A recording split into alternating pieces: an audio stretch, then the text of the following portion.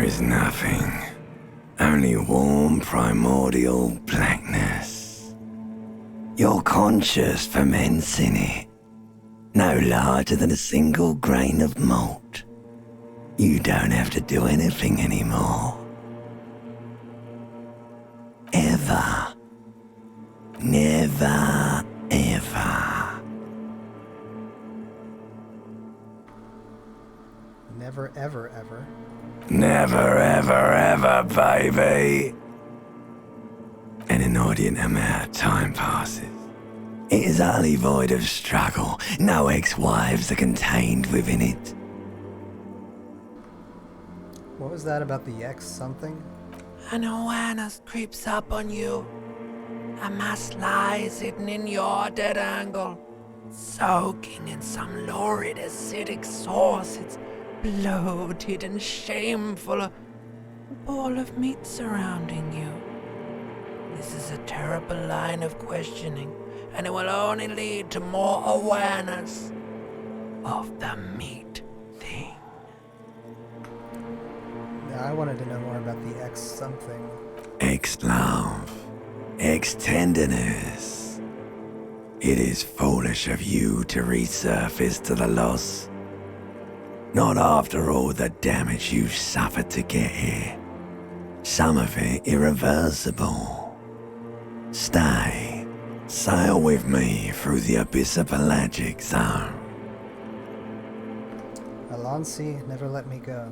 Alright. Nothing down to fuck all, borough. Let's visit the ancient Zero Home. Great choice, Elder One. It has always been like this, and it always will. Don't stop. Keep singing. Sing me the Song of Death. The Song of Death is sweet and endless. But what is this? Somewhere in the sore, bloated man-meat around you. A sensation. Like a fly to the ointment, your conscience sticks to it. The limbed and headed machine of pain and undignified suffering is firing up again. It wants to walk the desert, hurting, longing, dancing to disco music. You can take it. You're a champion.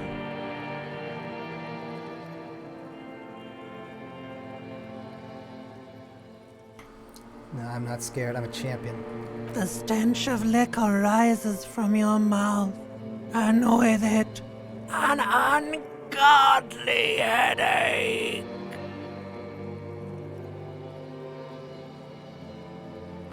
Who am I? What sort of creature does this to their own mouth?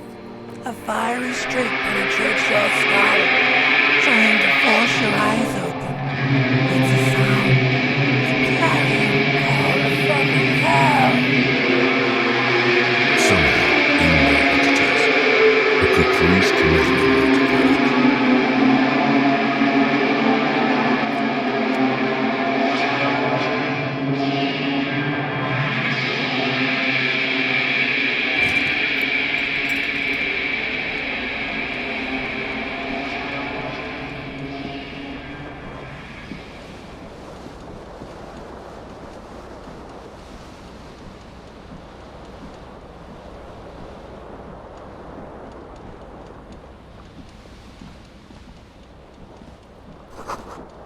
This magnum-sized bottle of Commodore Red is empty. Looks like someone tore out the tape while the song was playing. This reel-to-reel tape player is still on, rolling empty.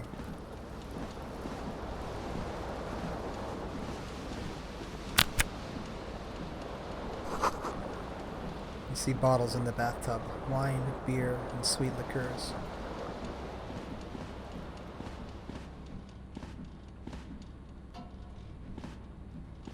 A mirror hangs above a bent and broken sink.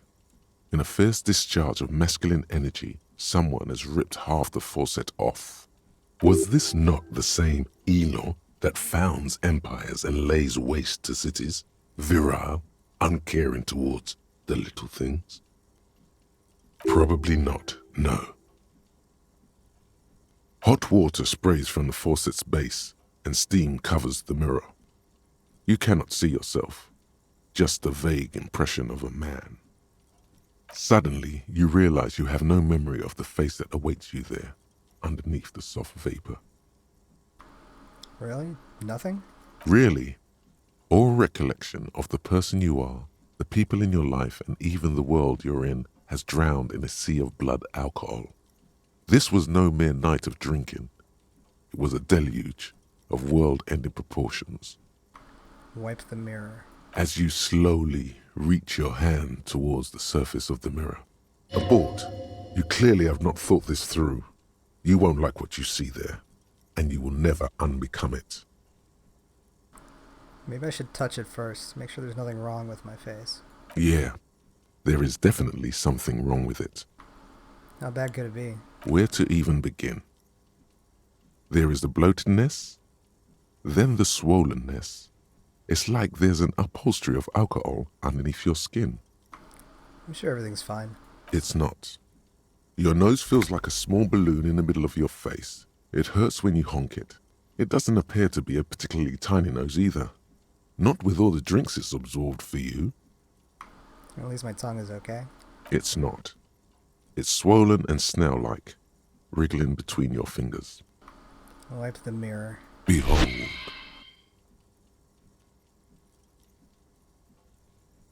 You have no idea who this thing is, do you? Of course I do. It's some kind of superstar? I think I'm a superstar. It appears you're also dead. There's clearly rigor mortis on your face. Or wait, is that an expression? Are you trying to make an expression with that face? Why? I think it might be because I'm a superstar. Please stop. It's horrible. You're scaring yourself. Nah, this is what superstars do. You can't, can you? It's like it's not even voluntary anymore. You have worn that grin into your face, and now it won't come off. What does it even mean? What is the emotion you're trying to convey? I think it's supposed to look suggestive. I'm afraid it's meant for the ladies. Please promise yourself you are not going to try it on any of the ladies. Whatever No one tells me happens. what to do. That's right. Not even yourself. Go ahead, try something. It's not an order. Let's see if we can locate the source of the expression. Like the rest of you, it comes from a bad place somewhere in the past. That's all you know for now.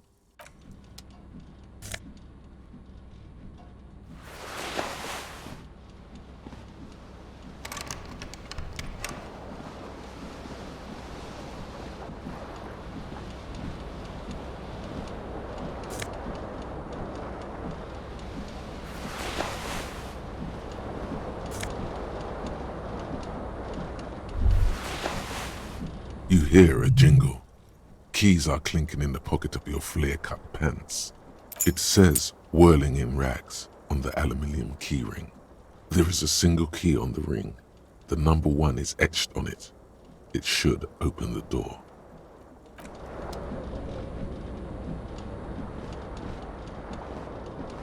This fan has 2 chain pull switches. One ends in a tiny fan, the other in a light bulb. A truly horrific necktie has somehow attached itself to one of the blades. Or has it been consigned there as punishment? You feel as though this creature is your friend and wants to reattach itself to your neck so that you may continue your adventures together in this strange world. A terrible mistake. Turn the lights off immediately. You can practically feel the photons burning a hole in your brain. The lights are off. The blades come squeaking to a halt. It should be easier to reach the tie now. You swoop up and catch the tie. Snap. It's released from the blade. Warning, warning, the necktie is no longer contained. What you have in your hand is a fantastically colorful tie with 4 or 5 different patterns. The knot reminds you of a noose. If it's your friend, why was it up there? Who ties their friend to a ceiling fan? Maybe this thing is dangerous somehow. An ominous, foreboding feeling fills you as you look at the tie.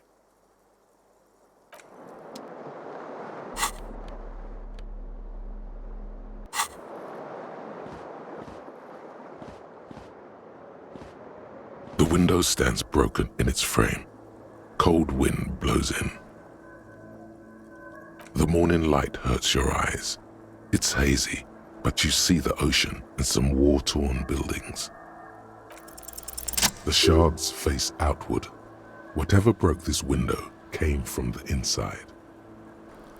Did I break it with my own hands?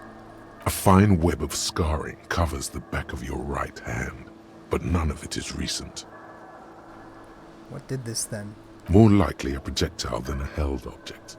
There are no fragments on the floor from pulling a tool back in after impact. And what about the size of the impact? It is too large for a bullet, yet too small for a piece of furniture. You're looking for something heavy and larger than your fist. Like the green shoe that's on the hat rack in the corner, which, coincidentally, is missing its friend. Congratulations, you smashed the window with your own shoe. Now you only have one. If you're lucky, you can still find the other on the balcony outside. The door to it should be outside your room. Maybe it wasn't me. You mean someone else took your shoe off and smashed the window with it? This person also forced the drinks on you. I should go and get that shoe. A cool wind gushes in.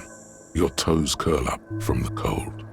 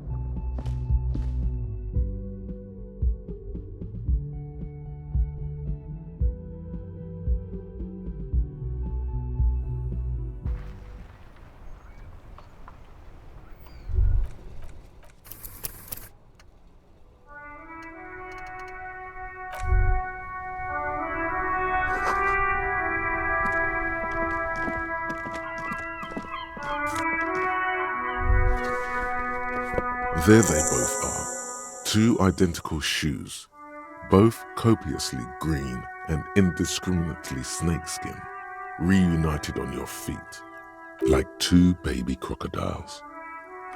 How do they fit? Good, they're balanced, comfy. Feels like the only good thing about you right now, truth be told.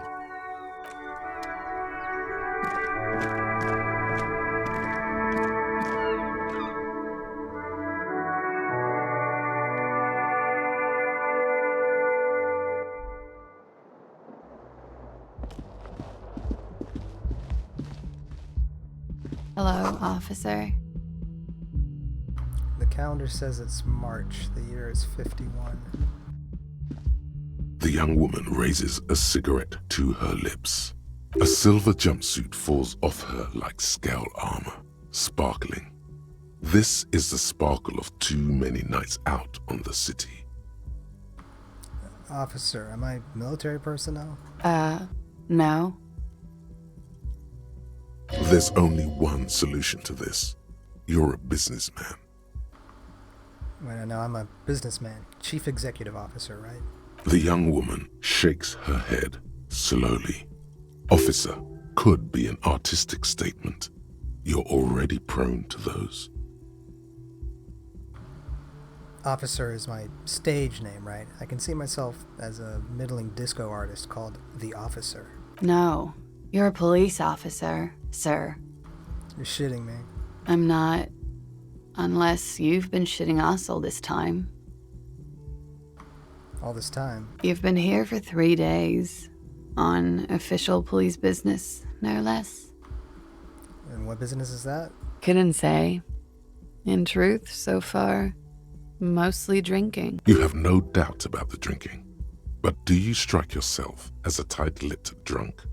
She must have heard something.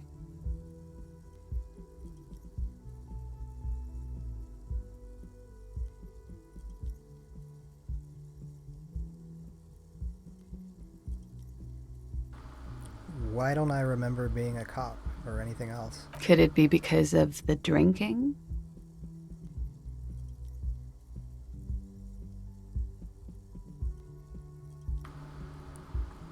I might not know where I am, or who I am, or what a kinema is.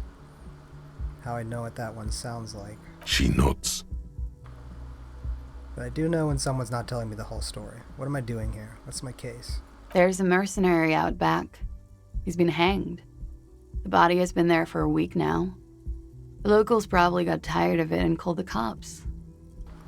And why didn't you just tell me that? I didn't mean to overwhelm you with information. You seem a bit lost, officer. Who in their right mind would let me be an officer of the law? Don't be so harsh on yourself. They let almost anyone be a police officer. A glib remark. Don't let it stand. Assert yourself. We'll let it go. Retreat is not a winning tactic. We'll try the expression on her. Let her know that you want her, physically. Try the expression.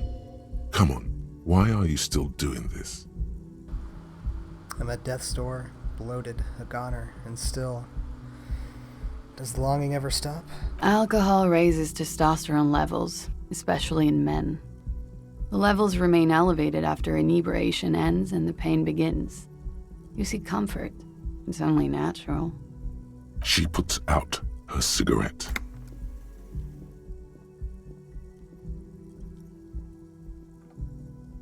She looks back at you, a light glinting off her eyes. And now, it never stops. Goodbye.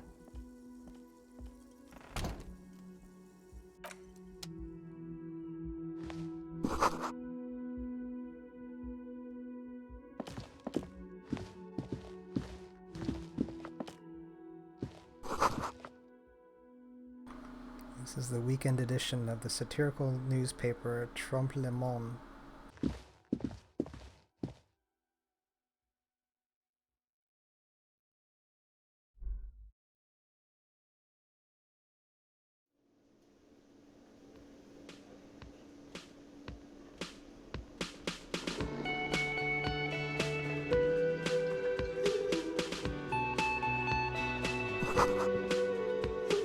Summer door closed for the winter. This is where lyrics would be. And a big old karaoke mic just waiting for someone to sing into it. The speaker is connected to the radio, and the music is seasoned with static. You should totally sing karaoke here, the first chance you get. Your emotions need to be expressed. People need to know your vast, oceanic soul. My soul is immense. Utterly. And it needs to be heard. Through a PA system. By other people.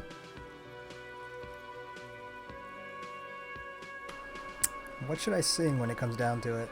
You have not yet stumbled on the right lamentation, but it's out there. It'll come to you. You will wreak havoc with it. Don't worry.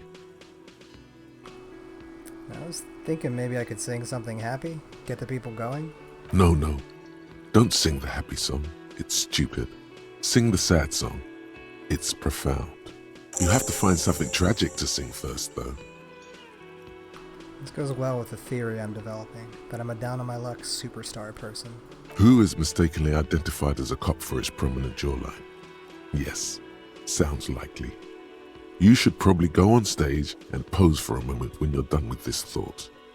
See if it works.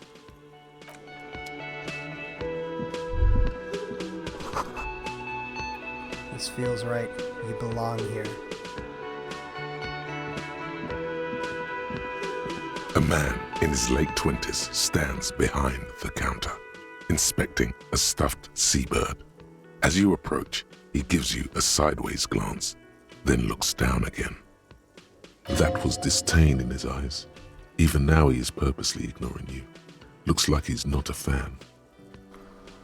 What's wrong? Don't you like The Officer? Oh no, you're a hero. A real hero cop. Could the massive property damage upstairs have anything to do with this? You're being sarcastic. Am I? Or did you ride in, take the body down, solve the murder, and not trash my hostel room? Oh my god, I did all those things? No, you see, actually, you didn't. You haven't done anything even remotely useful since you got here. What have I been doing then? Have you seen me around? No, I haven't seen you around. I'm not always here. Let's examine the stuffed bird. A competent work of taxidermy. The white and brown seabird lies among piles of coasters and drying mugs. One of its wings broken. The man is trying to mend it. Looks like the bird was ripped off the shield that was used to mount it, most likely on a wall. This is the Great Skua. The seabird is the symbol for the discovery of the Insulindian Isola, the part of the world you are in right now. Something about it makes you feel bitter. What happened to the bird? Look, your buddy is over there. Why don't you go and talk to him, okay? What do you mean, my buddy? He pretends not to hear you, concentrating on the bird instead. Are you the bartender? No, I'm not the bartender. I'm the cafeteria manager. You look like a bartender. That period of my life is over. Not everyone who stands behind a counter is a bartender, okay? I'm the cafeteria manager. What's the difference? I have 3 cafeterias to manage. 3. Sylvie tends the bar here, not me. I'm only standing in. Where did this Sylvie go? She just, you know. His eyes dart from left to right. This man isn't lying, but he is hiding something. She just... what? So now you're a cop. Oh, forget it.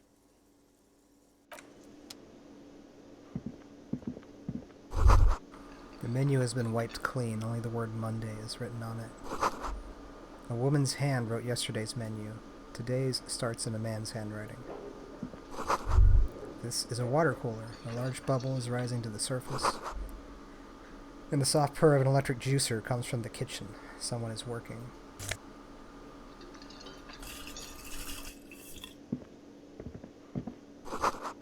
The door is bolted. A sign reads, "Kitchen reserved for personnel until 1300.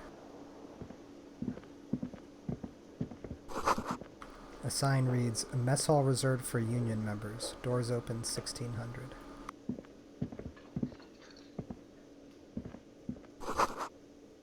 This royal pinball machine is unplugged. A bespectacled man in an orange bomber jacket is tapping his foot on the floor. Looks like he's waiting for someone. You. As you approach, he narrows his eyes and extends his hand in greeting. If an assault were launched on this building right now, if the windows came crashing down and the whole world descended upon you, this man would hurl himself in death's way to save you. You are sure of this, but why? Hold on, who is he to me? He is your half-brother.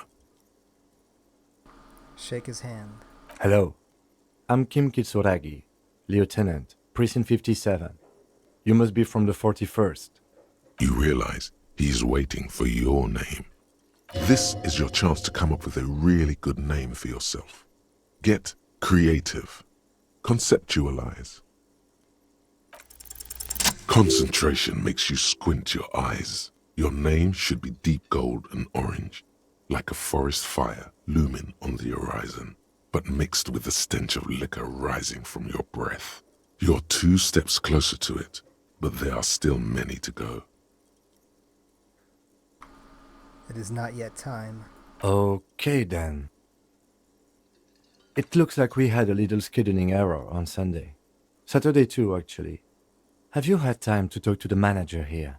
What he means is, he has been trying to meet up with you for 2 days, but you have been otherwise occupied. You mean him? Yeah, I just talked to him. If you don't mind, we should talk to him again.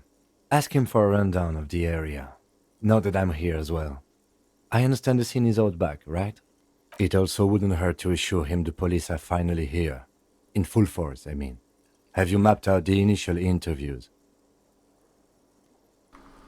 Yes, the police. I'm aware I'm a policeman. Right. And the interviews? I have, yes. Good.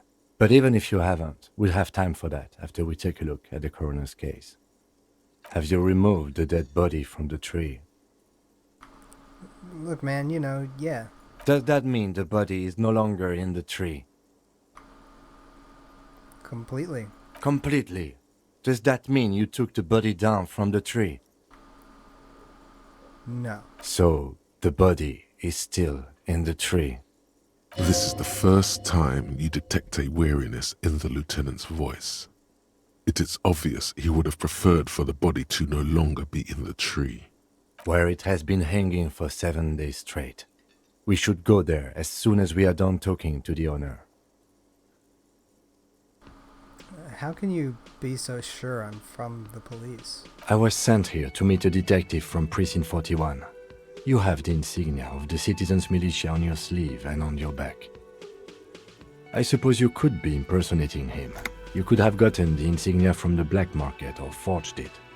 But for now, I'm going to set those possibilities aside. I'm not from the Inspectorate General. Inspectorate General means internal affairs.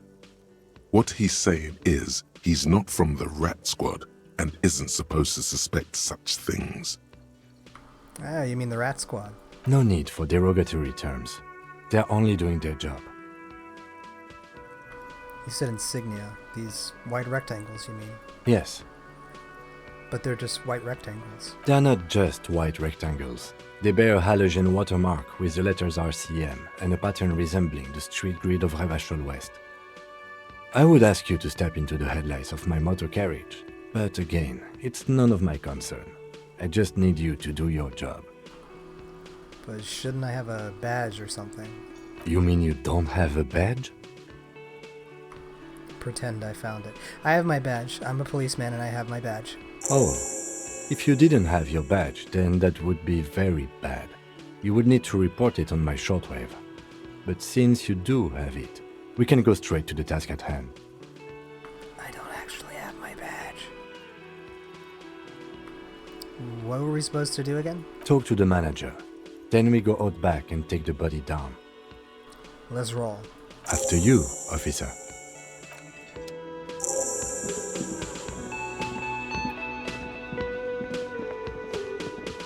The man with the unimpressive beard notices you approaching. He drops the ledger he was holding and turns to the lieutenant. Mr. Gart, right? You run this place. Yes. I am Kim Kitsuragi from Precinct 57. This is an inter-district investigation, so joining me from Precinct 41... What is gold and orange? Like a forest fire, but smells like liquor. Are you kidding me? No, man, help me out. What is gold, orange, and smells like liquor? It's you. It's obviously you. You smell like liquor. And you're orange. See? Everyone agrees it's your color scheme. We're on the right track with this name thing. Is this what you get when you call the police now? We've been waiting for a week here. Sir, I understand your concern, but we are here to do a job. And for us to do it, I need you to stay calm. Yes, of course. For a moment, the cafeteria manager fidgets under the lieutenant's gaze. Then he gives in. I know it took us a while to arrive at the scene, but it also took you a while to call us. It was you who placed the call, correct? No, I only just got here. It was probably Sylvie who called you. She usually works the bar here. I'm only temporarily taking over her duties. Do you have her number? As a matter of fact, I do. You said you just got here. From where? Are you a local? What, of Martinez? No, I live in Jamrock. I only sometimes come here to keep an eye on the place. This is just one of the many, many cafeterias I manage. But you still know your way around, yes? In case we need directions. Yes, I know where some things are, but as I said, I don't live here. I just used to work here. And I'm not going to start working here again, if that's what you think. I didn't imply that. Detective, He probably means this is where you step in and ask your questions. Right then. Questions. I got this. His face expresses profound doubt in your having this. Ask him about the body's location before asking if he killed him. People give up information in the more innocuous questions, which you can later use in the more sinister ones, not vice versa. Where exactly is the body? Behind this building, there's a courtyard. They hoisted him up on a tree there. And how do we get there then? That's easy. See that door there? First you exit through that. Then to your right, you should see a big hole in the fence. A really big one. You can get to the courtyard through there. No need for the keys. The hole is big enough for the Franco-Nigerian cavalry to fit through. Does he want you to feel guilty of making that hole? It's implied in his voice. Who killed him? I don't know who killed him. I'm not the police. That's your job. This is it. He said they hoisted him up on a tree. Who is this they, if he doesn't know? Before you said they hoisted him up on a tree. Who did you mean by they? Oh, people are saying it was the union dock workers, that it was a lynching. Who exactly is saying that? The locals, the customers, the people who eat here. A lot of dock workers eat here. Sylvie told me everyone knows the dock workers did it. did the debarders themselves tell her this, or is it a rumor? I don't really know. You'll have to ask her. Why would the dock workers lynch this man? I would suppose it's because they have nothing better to do. You mean the strike? Yes, the strike. The man they hanged was a security guard for the harbour company, I hear. A mercenary. The unionistas probably thought they'd send a message. I have another question. The lieutenant turns the page in the little notebook he's been scribbling in. Why did Sylvie go away? Haven't you asked me that already? What is it with you and this woman? She has nothing to do with this. No, before I asked you where. Now I'm asking you why she left. Okay, you got me. She went away because of the dead body out back. And because I asked for her number. That's why Sylvie went away. I hope you appreciate that. Thank you. Mystery solved. Is it? Because I thought you were supposed to be investigating the lynching, not my employer conduct. I don't know, I just went for it. Good for you. Was there something else? I'd like to get back to what I was doing. That's all. Let's go. Not so fast. You owe me 130 real. No one is saying the multi-pattern necktie you found tied to the ceiling fan can talk. No one. It must be merely imagination. But Let's bail! Time to push the eject button! Sounds like a responsibility! You don't like those! Let's slip away unnoticed.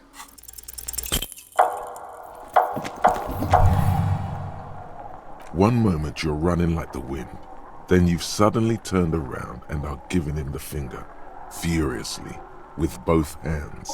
Why? Why did I do this? Why did I have to use both my hands to flip him off? Both. Watch out!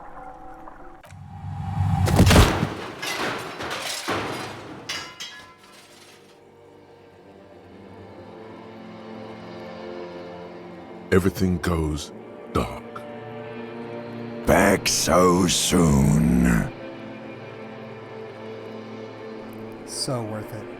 Admit it, you just missed the quarter light, the darkness on the edge of town. I was wrong to let you go. I should have kept you here. Is it bright where you are? Is it terrifying? Have you felt the love? You sure as hell haven't felt no love. That is too bad. We all need a little love. Are you okay? No, you have sustained a trauma to your lower neck. In addition, you have strained your left trapezius muscle. Pain surges down your back when you move. No, are you okay? The chair took the brunt of it. Don't worry. Are you sure, ma'am? Yes. Check on him. Sir, I didn't mean for this to happen. I'm sorry. This has always been a cop-friendly place. The drinks are on the house, okay? There were a lot of drinks on the tab. I still have to charge you for 3 nights and the broken window, though. That's 100 square. He's shaken. Barter now and he'll cave in.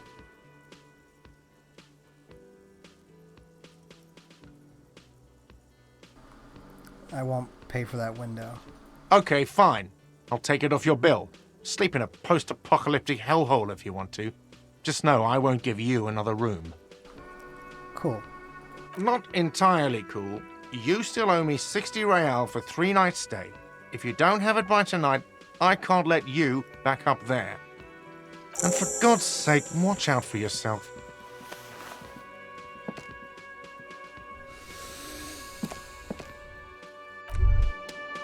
By the way, where is home? The address is coming up blank, and this place sure isn't it. Do I even have one? But you've been at this hostel cafeteria for only 3 nights. Where were you before? You had to be somewhere. I don't know. Near? South, maybe. You don't really know, do you? I have only a vague blackened image. A vague, blackened image doesn't sound like somewhere you can stay if you run out of money. Could I trace the way back somehow? To the exact street, the exact number on a building? You can try. Run some addresses in your head when you get the time. Maybe a street or an apartment will appear.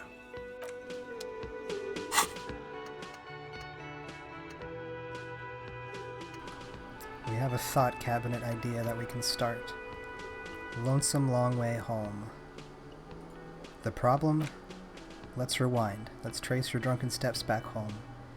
Jump across the raised channel bridge southwest of here, fall over, get up, get off the asphalt in 20 minutes, shuffle your feet through courtyards, scaring little children. Go under the great raised motor tract, the 881, until you reach Le Domaine Eminen in North Jamrock. The streets are frozen this time of year, caked with ice. Walk down Main to Perdition. There's a side alley there, and your footprints in the mud.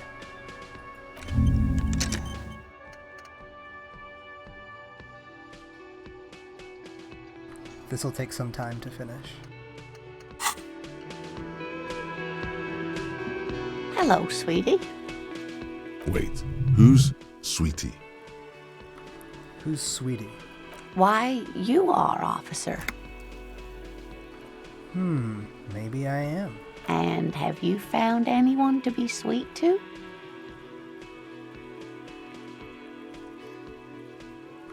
I had once. Wink twice. But then I lost her. What was with that fucking wink?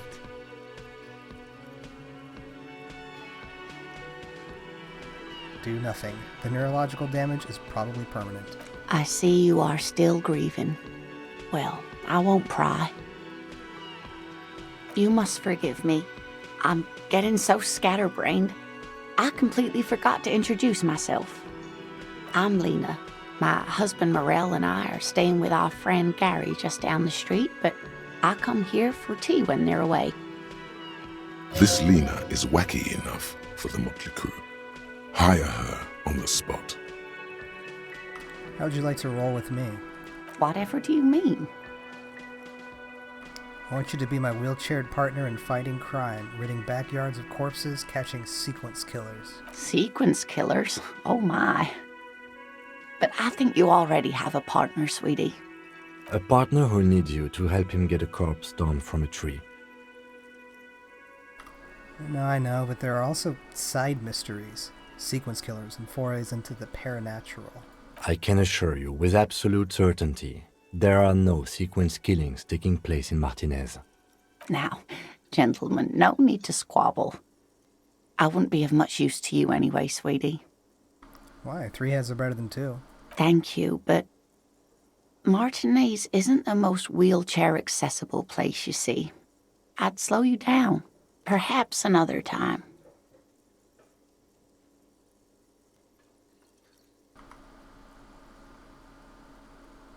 I don't know if you noticed, but I don't know where I am, or what I'm doing, or anything. Yes, officer. You look rather dazed. Like a stunned fox. But surely things can't be that bad. I drank so hard I forgot literally everything. Oh my. You know where we are, right? The Whirling in Rags cafeteria? It was on my keys. That's right. And where is the Whirling in Rags cafeteria itself located? In hell. We're all in hell. We're in the city of Revachol, dear. Honestly, I don't know diddly squat about Revachol. What kind of place is this? How would I even begin to tell you? Revachol is the most beautiful city in the world. We're fortunate to be here, you and I. I haven't seen very many other cities personally, but everyone says so. Revachol is a rare jewel. This city used to rule the world, though it has seen better days. Speaking of history, you know what year it is, yes? It's the spring of 51. That's right, dear. How splendid. Here, take this pen.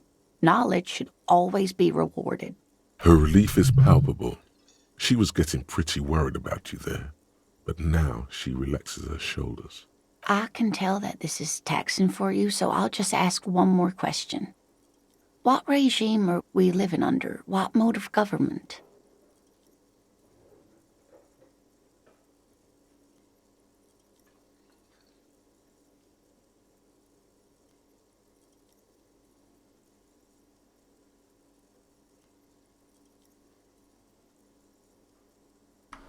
I'd like to think it's the dictatorship of the proletariat, but something tells me it's not. Oh, sweetie. It's really not. There used to be people who thought that way. Other people who wanted those things, but they all went extinct. Revachol is a zone of control led by an alliance of foreign powers called the Coalition. We have almost no government of our own, and certainly no dictatorship of the proletariat. But they still have cops. If there's no government, how come there are cops? Oh dear, this is troubling. You really ought to know that, being one yourself. There aren't any cops in Revachol, not in the traditional sense. The status of law enforcement has been a complicated matter since the revolution. But we should stop for today, sweetie. You look like you need a break. Besides, I'm not the best person to explain the big things to anyone. What is the revolution you mentioned? A defeat, I'm afraid. The people of this archipelago tried to build something new, something different. The rest of the world didn't like it, so they came and ended it. This was 42 years ago. What does this have to do with there not being any cops? It has something to do with everything. I really don't know how to explain it better. I'm just a poor woman, she thinks. What do I know of these things? And how can I help you? So, how did I do? You didn't do too well, dear. You really only knew what year it is. It does look like you're having trouble remembering things. History and places.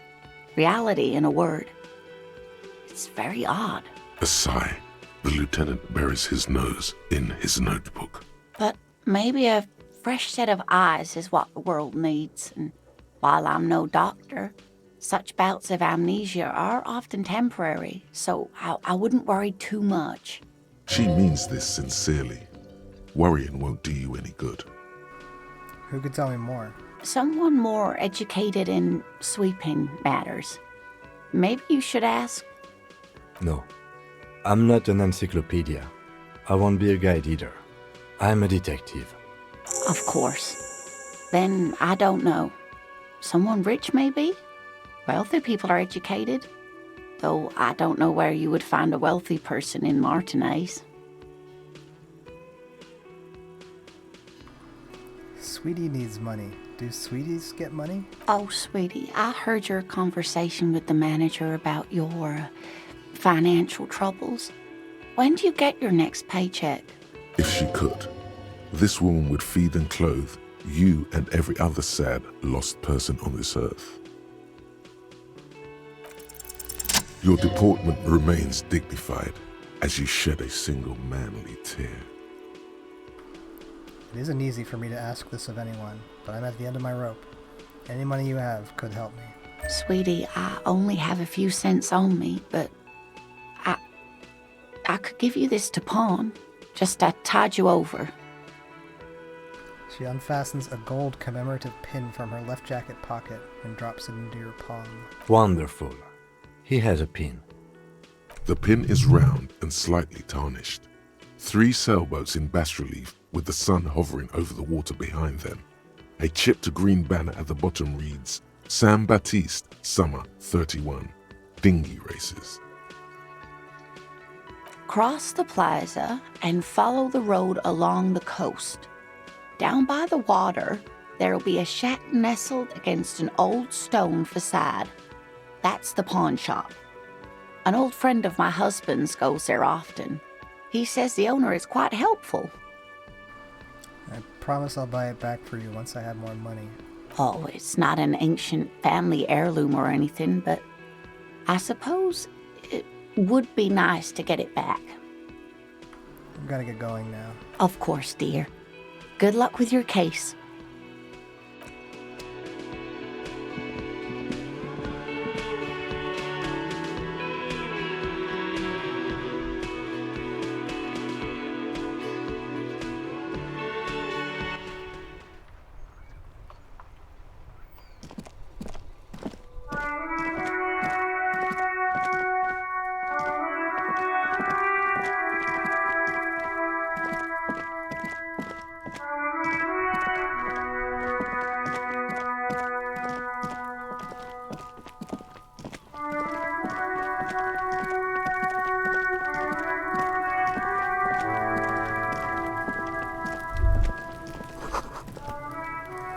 Smells like spoiled meat and curdled dairy. A human being decomposes. There are several footprints in the mud, left by work boots. Anywhere from 6 to 12 pairs have walked here. What kind of boots? Heavy workers' boots with reinforced toes and hobnails, all over the yard. Isn't this something an industrial worker would wear? Lieutenant, workers' boot tracks. Noted. Maybe more than 12. No, 8 pairs of boots have shuffled back and forth in the mud. We'll go over them one by one. 1. Standard work boot, steel reinforced toes, number 46. 2. Standard work boot, steel reinforced toes, number 44. 3. Hobnailed work boot, steel reinforced toes, number 43. 4. Standard work boot, number 45 or 46? Well, which is it? You don't know. It's a miracle you can tell the prints apart as it is. The cold must have preserved them. 5. Another standard work boot, steel reinforced toes, number 44. 6. An aberration, light as air, even pace, same make of boot, but number 41. Male or female? Impossible to tell. Could also have been an adolescent. The gait is undeveloped. I'm pretty good at this, ain't I? You're not bad. It's as if the whole world darkens. Everything else has a thin film of unimportance on it, and the tracks burn in the middle of it, in a strange, beautiful way. 7. The glowing outline of a standard work boot, number 46, but the imprints are twice as deep as the others. The weight exceeds 200 kilograms. 8. And yet another standard work boot, number 44. There's an aberration in the pattern of the sole, however. The right sole is smoother, more worn. How many? 8. I was pretty off then. I counted 20. The same guys are going back and forth. I never got the hang of it. Hyperopia. Do you see anything out of the ordinary? Light step, number 41 shoe. A woman? Or a kid? I don't think there's any way to be sure. Understood. Anything else? A heavy one, 200 kilogram imprint. 200? Could it be the combined weight of two people, one carrying the other who's tied up? Let's say a heavily built worker carrying a similarly built, soon-to-be-dead man. He might be right. 200 kilograms of living weight is unlikely. It could have been an extremely obese person. From here, the boot the victim wears. The lieutenant stops mid-sentence. A sudden change in wind direction blows the stench of rotting meat right into your face. He tries to continue. It's bad, very bad. Before you can heave, the wind changes direction again, the greenhouse plastic flapping in its gusts. He appears to be wearing some kind of armored boots. I can't see any exotic prints here. Someone had to carry him. Are any of the other prints deep enough? God, what was that? Wind keeps changing. Are any of the prints deep enough in your opinion? Yes. Which ones? Point at the pine tree. That's a tree. I think we're close to a conclusion here. One of them was carrying him over. Possibly, yes. But why? You're thinking, why did they have to carry him? Yes, they could have used a makeshift stretcher or just march him up to the gallows. Maybe the victim wasn't conscious. Even easier to carry on a stretcher, or between two men. Anyway, it's for future consideration. What else can you see? An aberration. One sole is smoother than the other. Interesting. Let's name it the odd sole. Do you have any ideas, Lieutenant? Someone operating a workbench with a pedal? Like a joiner at the harbor. Or maybe a drummer? He regrets it the moment he says it. Don't say anything, just nod. I don't know why I said that. We are not looking for a drummer. We are looking for a group of dock workers. Perhaps it could be a driver. A driver would wear out their right shoe before the left. The accelerator is on the right. Nod thoughtfully. We should keep our eyes open around the traffic jam. See whether anyone strikes out as a potential suspect. Seems prudent, no? Yes, prudent. Mm-hmm. How old do you think these tracks are? A week, maybe? 7 days would fit the time frame provided to us by the caller, who reported the hanging. It is not impossible. How do you know? I pulled last week's forecast for coastal Havashol. 7 days below freezing. The day before, the day of his hanging, was the last warm day. Correct again. Sub-zero temperatures would preserve the tracks in a good state. The commotion here could have taken place a week ago. What do you think happened here? What do I think? A mob of people brought something heavy to the tree. One of them was carrying the victim. They shuffled around, especially under the tree. Then, after hoisting him up, they stood in a semicircle facing his direction. At first glance, this appears to be a lynching. Indeed. They all stood in a row here and looked at the tree. Yes, everything fits so well. Carried him over, hoisted him up, watched him hang. This is easy. Isn't it strange to have your assumptions confirmed like this? This is what someone whispering suggestions in your ear would like you to feel. We should withhold being content. The lieutenant is saying something, but you can't hear it. Suddenly, it seems like your tie is alive again. Whispering. No, screaming. into your ear. What? Withhold being content? What are you? Mild to moderately disabled? That doesn't feel like something you should do. Live a little. Everything on the damn crime scene fits like a glove. You should get shit-faced on this damn crime scene. I'll find a way to get drunk on this scene. I swear to God I will. Oh yeah, baby! Fuck this place up! That's not going to happen. I'm not letting him make it into one of his tasks. Know your limits, Thai creature. Detective?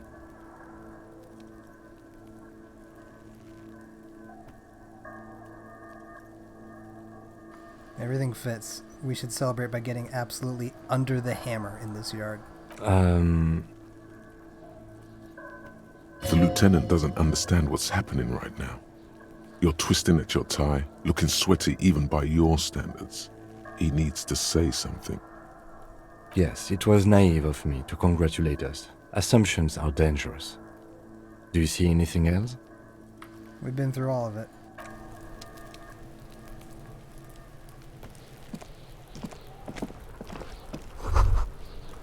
This kid's ladder is rickety but still climbable. But the ladder is for kids. It wouldn't hold the weight of a grown man. The corpse looks at you with bulging white eyes. The face around them does not look human. It's swollen and ready to burst. His lips are fish-like and his tongue like a ball gag in his mouth. You seem to be holding your breath. A cargo belt twists his neck at an unnatural angle. The body below appears stiff. It's letting out an ungodly rot. The smell seeps in even through your clenched nostrils. God, what is that? Why is it so bad? Active decay. It's okay to throw up, officer. No one is judging. He's about to blow! Cop's gonna blow, Kuno! The smell is repulsive. It pushes in from your mouth, more instant and more familiar than anything you'd expected. More fever than odor. It fills your mind, flushing you from within.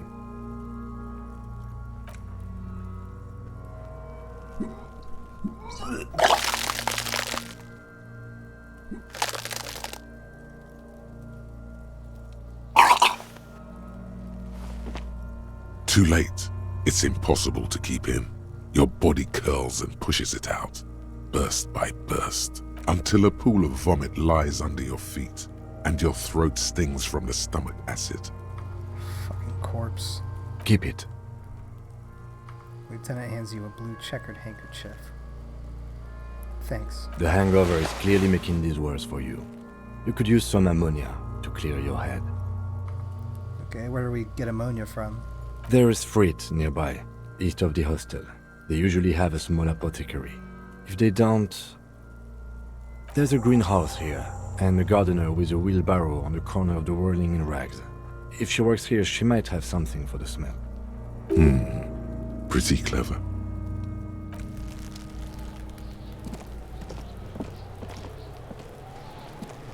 Kuno's got this! If there ever was such a thing as an ugly kid, then this is it. He's almost exquisite in his ugliness, like a gremlin. Oh yeah! Nappa Gumpy, Kuno! Get a word. Police business. Right in the dick, Kuno! Get him right in the dick! Love it in the dick! The boy is sweating profusely. His eyes are like two black holes and his jaw is twitching as if trying to break free from the empire of his body. Hold on, what does that mean? The kid is obviously high. Stop getting high at my crime scene. Fuck that! Kuno, yeah! Right in the mouthhole! They pay you no heed or pretend not to notice you. Shits himself? The rake, Kuno! You should throw the rake at him, Kuno! The fuck? Does Kuno know what a rake is? Kuno's not a gardener. Kim, what should we do? We shouldn't do anything. I don't tempt such forces. What forces? You will see. The language these kids are using, pure unfettered id. There will be no reasoning with those creatures. I don't have time for this. This trash container is locked. The sliding lid has a padlock that says, "Whirling in Rags." There's something in there, not necessarily connected to the case, but still. Why am I looking at you, trash container? You're just a trash container. The body is downwind from here. Maybe you prefer the smell of garbage to the smell of death. Lieutenant, what do you think could be in here? Trash, food waste from the cafeteria. They lock these containers to keep the derelicts from flocking in. Could be evidence too. Then we should open it immediately. Mm-hmm. How do we get the lock open? We could try using a pry bar. There's one in my motor carriage, or... No, or pry bar. We might want to ask for a key from the manager of the Whirling in Rags. He probably has one. And he also has information.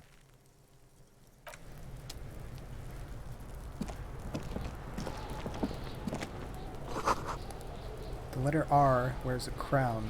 On the ribbon below, a light above descending.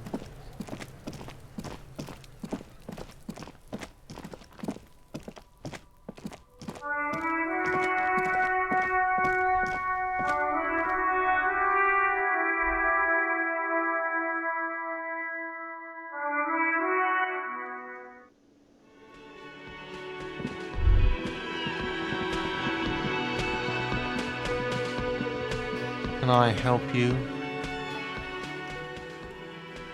Is the trash container out back yours? Mine? No, it belongs to the Whirling in Rags. Thank you for clearing that up. Why do you keep the container locked? Why? To keep the hobos and drunks out. That's why. And the neighbors too. They put their trash there and they don't pay for the garbage company. I thought as much. And are you the only party with access to the trash container? Well, yes. Us and the garbage disposal company. It seems a little callous, doesn't it? Something stirs in you. I wonder what this feeling is. Prod at him and find out. Doesn't it seem callous to you, guarding even your leftovers from the poor? Callous? What are you, Kras Mazov? Almost all establishments in Revachol keep their trash locked. The Whirling in Rags is not special in that regard. Krasmazov, nom de guerre, was an economist and a historical materialist. He was a leading figure on the Grad side of the Centennial Revolution, where he headed the 9-day government. Mazov is considered the father of scientific communism, Mazovian thought, or Mazovianism. Yum yum, tell me more. He killed himself. Maybe I am Krasmazov? What are we talking about? Was this not about the trash container? No, wait. What if I am Krasmazov? We should return to the case of your mistaken identity at a later time, officer. This was about the trash container. We need those keys. What for? Mazov? Are you planning to nationalize my trash container? It concerns the case. Please cooperate. Just bring them back once you're done, please. By the way, I'm going to sing karaoke here. Absolutely out of the question. You wait and see, cafeteria manager. Absolutely in the question. First we find a sad banger. Then we sing this place to shit. Your body is ready, sire.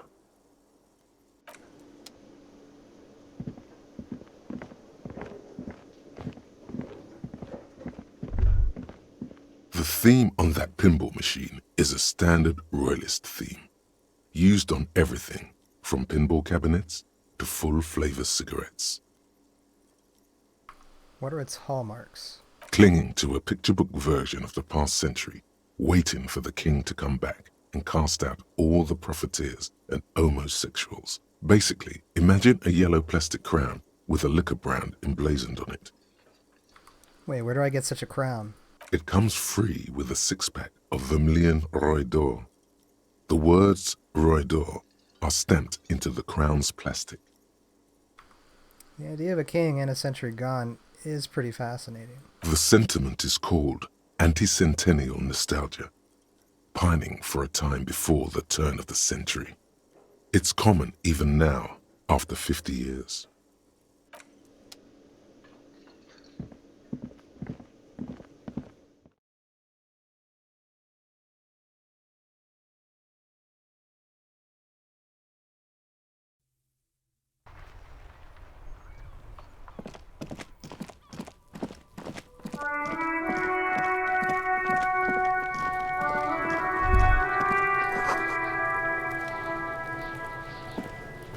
This trash container is locked. The sliding lid has a padlock that says, "Whirling in rags." With a well-oiled crack, the lock pops open. It should now be possible to simply raise the lid. Don't. Maybe you shouldn't. Didn't I just have a premonition that there's something in there? There is, but you won't like it. Sweat forms on your brow. Your hand is still on the lid. Open it. The smell of rotten food rises to greet you. You see soggy cartons, dirty rags, and organic waste. We're just in time. This hasn't been emptied for over a week. You see milk and egg rest with one broken egg in it. Some pasta wrapper. Picking up the soggy packages somehow feels familiar. A box falls into pieces in your hands. Batiste Soleil cereal. There are plastic pasta packages below, and turbo noodles. Nothing of note, however. Among the threadbare kitchen towels, something catches your eye. A pair of denim trousers. As the legs of the slime-covered jeans begin to unspool from the garbage, a rank corpse smell fills the air. The victim's clothes? Cadaverine odor is faint. If these belong to the deceased, they were removed when he was still in the early stages of decay. Drop them in here, officer. Guitar-marked blue jeans. Pockets empty or emptied. He wore them with a belt, too. A white belt. The loops appear stretched, but the belt is missing. That's it. Do you see anything else in there? I have another bag here. Something slimy catches your eye. A drab, long-sleeved shirt, olive-colored, appears from the food waste, dripping with pus. This is a military-type overgarment. No label or serial number. This is the kind of rib-knit shirt that's worn over light armor to conceal it in an urban scenario. Anything more? The rest of the rags are just kitchen variety waste. A yellow old mug that catches your eye. But other than that... A thrown out towel, a mug, that's all. All right. We should go to Gart again and ask if he knows who put the clothes in the trash. It could be as simple as someone from the hostel cleaning the yard. Or that one. I'd advise against confronting that force.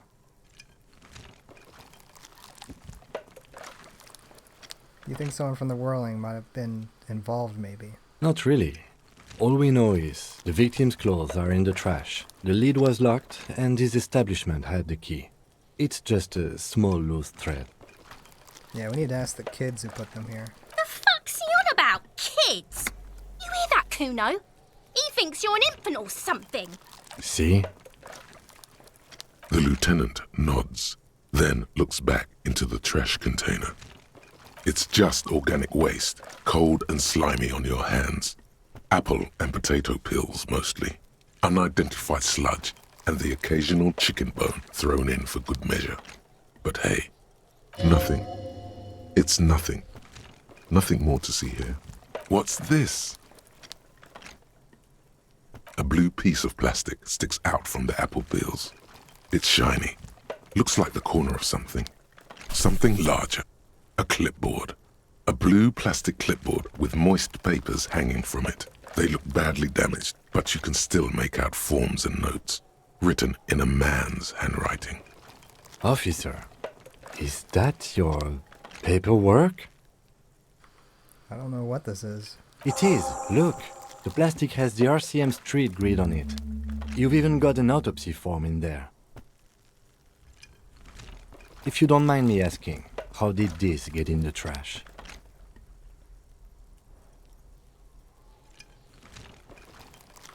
That must have been cramping my style. Officer, this is an official piece of paperwork. It probably contains notes on numerous ongoing investigations, and could even list undercover operatives, informants. I suggest integrating it into your style, for all our sakes. I don't know, man.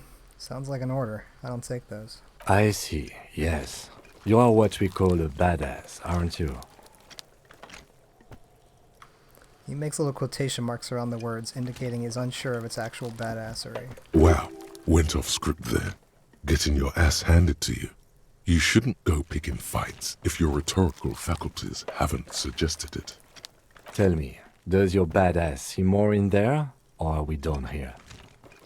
Ah, yes, and it would also be appropriate to start taking notes on the case. It's what cops do. The mug. I'm getting that mug, too. You pick out a broken mug with an oddly racist depiction of the yellow man frolicking in saffron. An antique? Only in its social sensibility. Mm-hmm. The container sounds a muffled gong. That's one thing off the list. I think we got it all. As you turn, a bright light catches your eye, making you squint. Cool. So cool. Where's it coming from? From a distant sunset, a stage light, flash photography, nowhere in particular. It's just what superstar law officers do. They squint at lights, and they solve shit. Yeah, that's me. I've been establishing my superstardom hard lately. Yeah, you have. You're a big dick cop, Dick Mullen, Salam Rocky Bayi, badass on-the-edge disco cop. Time to recede into a ludicrous fantasy world. Here we go. Camera, lights. Action. With a sudden flash, the world freezes around you, and you along with it. In an iconic monochrome solution, a black silhouette against a rasterized orange world. It's on.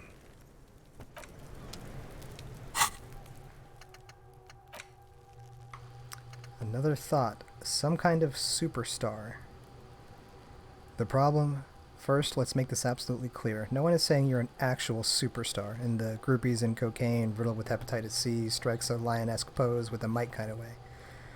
You're not Guillaume Le Million or Davy Dewis. No, you're a metaphorical superstar. You bring that rock and roll authenticity and passion to a line of work where people don't expect or want to see it. Where, some would say, it doesn't belong. Law enforcement. Okay,